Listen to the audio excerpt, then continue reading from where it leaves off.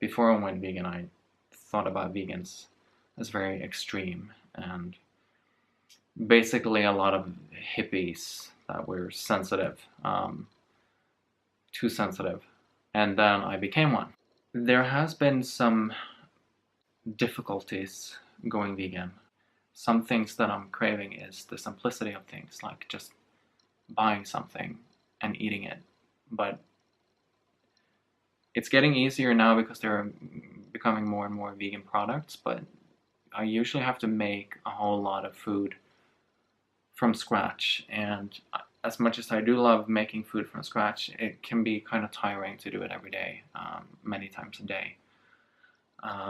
So I do miss the convenience of not being vegan. I went to my doctor and I told him that I was vegan, and he couldn't understand it. He was like, "Why?"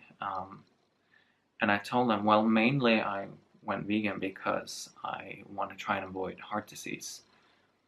Because my grandfather and grandmother and my father all died from a heart attack.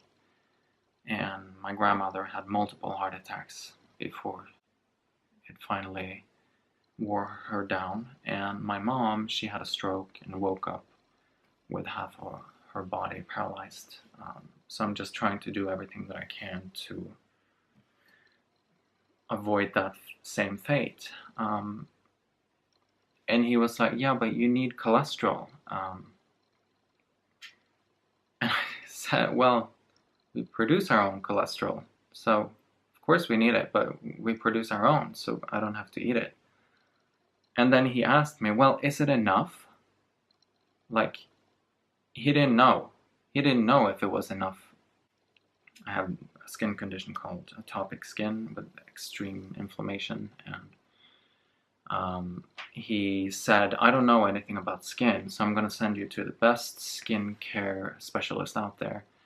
And that's what he did. And I was there for like a minute, and he had already diagnosed me because he knew what he was talking about. So he said, "You have atopic skin, and it's kind of extreme in your case, and you have to take these pills for the rest of your life. Here's your prescription, and it's going to help tremendously. It's not going to make it go away, but it's going to help tremendously." So my life changed. I really became a new person after I got those pills. So I'm not against the medical care system. I do think we need it, and I think it has its place. But the weird thing is that my doctor didn't know anything about nutrition, and yet he dared talking to me about, well, we need meat. And he kept going on and on about our stomachs are built for eating meat. It's just, you have people that study nutrition for 3 to 10 years, taking a bachelor, a master, or a doctor's degree, and they've studied this for way longer than a medical care or a medical doctor has. So I just went out of the room really perplexed. I didn't know what to think. I just, after a while, I kind of thought, wow, my doctor is a moron. Because when you look at the dietary guidelines, public health guidelines from Norway, they say that we should be eating a plant-based diet. It's one thing if you don't know and you say, "I don't know. Let me send you to the best dietitian," like he should have done when he sent me to the best skin doctor in town. He should have done that with my diet if he was concerned. After a while, I actually got sick and started having problems with my eyes. And went to my doctor again, and it was a different doctor this time, but I was sent to the emergency, and they checked for a lot of different things, and they could find one teeny tiny little gray spot in one part of my brain. And they didn't know why it was there. So they had to do more tests, and they took a spinal tap and they sent me to nerve specialists and a hearing specialist and an eyesight specialist and so on. I was all over the place. So when I was sent to the ER, they were suspecting that it was maybe B1 vitamin shortage. So I was sent there to check for B1 vitamin shortage. And every time I met a new doctor, it was the same thing, and they always asked the same questions. And I always had to say that I was vegan every time. And the reaction I got was really, it changed from who I was talking to. And I see that when it's from people, not just medical doctors, but also nurses, from the age of 45 plus, the way that I'm met as a vegan and they are trying to figure out what's wrong with me, it's like, oh, you're vegan, okay. And I remember one of the nurses, she was like, oh, you gotta eat something, the meal is free and you're gonna be here for weeks, so just eat. And I'm like, no, it's fine, I have food with me. And she was like, no, you gotta eat. And I told her I was vegan, and she was like, oh, well, maybe you should eat your own food then. Yeah. And that attitude, it only was with the people that was around 45 and older. And the people that were younger, they were like, oh, you're vegan, cool. So we're gonna do some tests on you. So it seems like it's a new thing where, I don't want to say older people, but people over 45-ish within the medical community, they haven't catched up on veganism yet.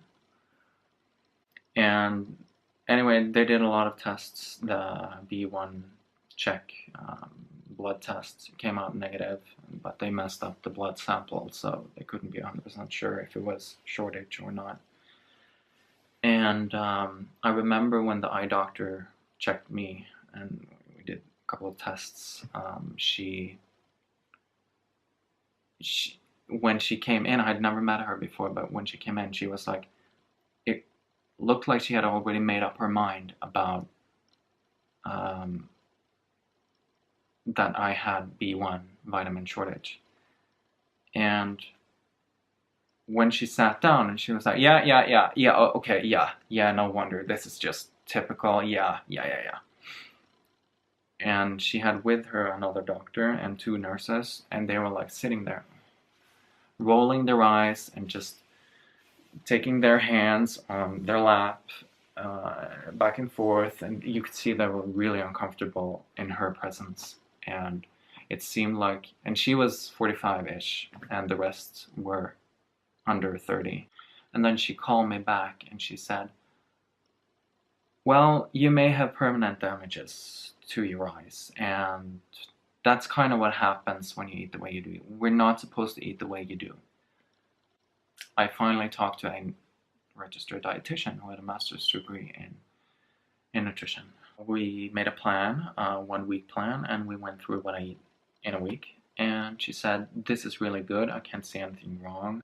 The blood test that you took, the B1 blood test, came out negative, so that was fine. And from what you eat, you shouldn't be having B1 vitamin shortage. And anyway, I told her, she asked me the second time I met with her, are you okay? You seem a little down. And I told her that I'm actually really depressed because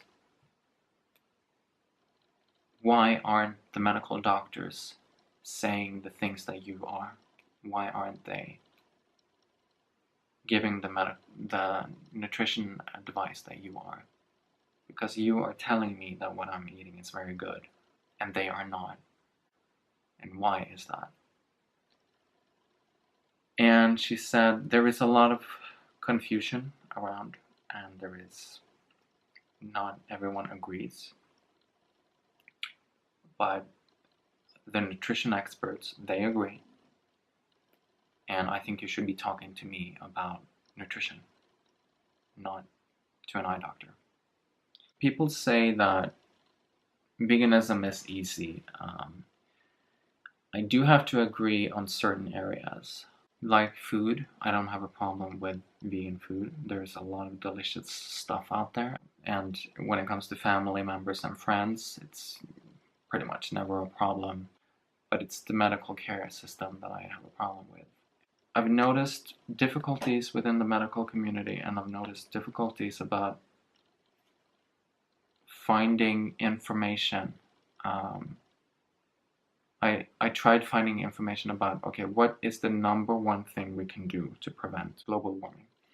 I want to have like a list where we can, okay, this causes this much damage, this causes this much, this causes this much, and so on.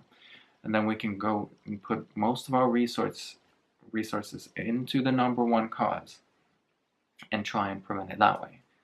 According to Emily's video, if you recycle and don't use any paper for a year, you save like, I think it was 18 trees. But if you don't eat any beef for a year, you save 3,432 trees. And so in other words, if you are recycling but eating beef, we're still losing over 3,400 trees. So it's not saying that everything helps is in reality not the case, but it actually just harms just a little bit less. If you understand that, it just damages a little bit less. If it would actually help, you would see the forests growing back, and that would happen if we didn't eat cows. Then the Amazon actually would have a chance to regrowing itself.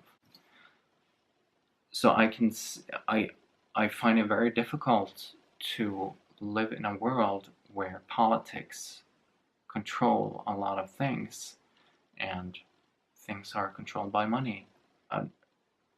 It's about growing one's business and trying to stomp down on the others. And I don't like that. I really don't like how we can not talk about the number one cause of global warming, acidification in the oceans, about desertifications, about deforestation, about why almost 1 billion people are starving every year and 750 million don't have clean drinking water, and why over 130 species go extinct every day, and why the oceans might collapse within the year 2048, and how the human race can go extinct. And nobody's talking about that number one cause, because the way that it looks like is because they want to promote their own organization and put down the other ones that get in their way. I come from a background where I hunted when I was in my teens, and I never had a problem with killing animals. I've eaten the things that I've been hunting. I've always, I could eat like half a kilo of meat for dinner, and it was never a problem. It's kind of weird to think that I, of all people, went vegan.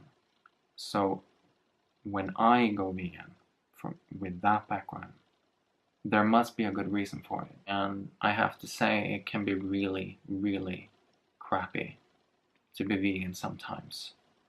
And for me, it's not about the family, it's not about the food, it's about how the medical care system and how the political stuff works. And because things are so difficult, I'm never going to say that I'm never eating meat again. I could never imagine eating meat again, knowing what I know. But I also get very depressed from how the world is. So I do understand people who do go back to eating animal products, because it can be so tiring to face these struggles every single day. Because when a medical doctor tells you you should be eating meat, many people do because of it. And know that if people quit veganism it's probably for a reason. And I don't think it's necessarily because they're lazy. So I say try and minimize the harm as much as you can for yourself and your surroundings. So my name is Kim Heroi. Thank you for watching. If you're still watching, it was a really long video. So stay true to yourself and have a nice day.